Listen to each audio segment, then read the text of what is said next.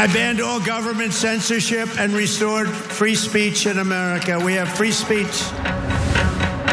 CBS is canceling The Late Show with Stephen Colbert. ABC has indefinitely suspended Jimmy Kimmel Live. That we're going to preempt this program, we're going to black it out. Again, that's what you're supposed to do. And frankly, I think that's a good thing. We will absolutely target you, go after you. Should probably go after people like you because you treat me so unfairly. It's hate. Maybe they'll have to go after you. That was an ad that was posted by Gavin Newsom, and as much as I disagree with Gavin Newsom, I think it's powerful, okay? And people have noticed this massive trend that the Trump administration, whether it's him or Pam Bondi, you can see Brendon Carr there too, they feel like they can just openly censor, go after their critics, anyone who even jokes about them. And they believe that their base will eat that stuff up, but the majority of Americans probably won't. And I think Gavin Newsom is very right to point that out. Now he ends the ad with, who's next? Who are they gonna go after next for their speech? And ironically, it turns out probably Gavin Newsom, because he posted a seemingly innocuous tweet. It was this tweet: Kristi Noem is going to have a bad day today. You're welcome, America. Previewing something they're gonna do. And the acting US attorney for the Central District of California tried to pretend that that was a violent threat, saying we have zero tolerance for direct or implicit threats against government officials. I've referred this matter to Secret Service and requested a full threat assessment.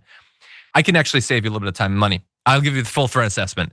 It's not one. It's not a threat. And no, Gavin Newsom isn't gonna take out Kristi Noem, okay? Kristi Noem is perfectly safe. She's gonna be fine. Dogs in the immediate vicinity of her might not be, but she's gonna be perfectly fine, okay? And so pretending that this is a threat, these people are so fake. You're clowns, okay? Yeah, Gavin Newsom, he's annoying you. You don't like that he's mocking you on social media or whatever. Gavin Newsom's not Antifa. Okay, he's a regular straight down the line Democrat. Trying to pretend that he's gonna be like a domestic terrorist or something is, I think, a little bit beyond belief. But anyway, this is what they're gonna do. And so what was it about? Like the thing that they freaked out about? It was Newsom was, they were just previewing an immigration related piece of legislation that the governor was gonna sign into law that includes a ban on federal law enforcement wearing masks. Basically, it's him saying, when you send your secret police into California and you want them to abuse our people, assault people, disappear people, we want to know who's doing that.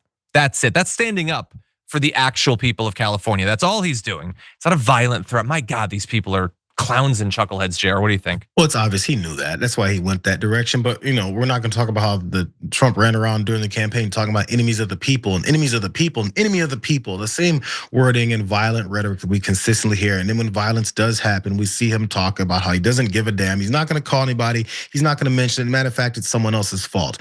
We've seen it consistently.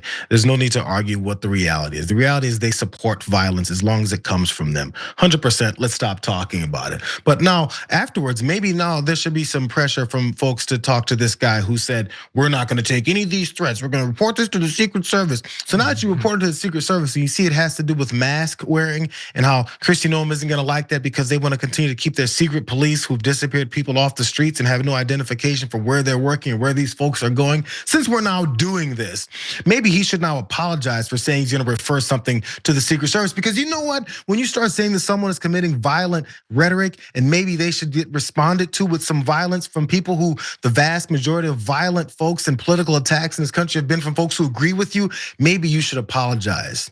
Or maybe you should take responsibility for the fact that you're contributing to this same atmosphere and the rhetoric that keeps pushing these in these directions. It's what they want. That was a rhetorical request for him to do that. There's no way he will, because what he wants is someone else to be hurt so that they can say again, yo, look what you guys did. Because they know that they've got the attention of people who don't think past the first hateful thought that they've been given to think.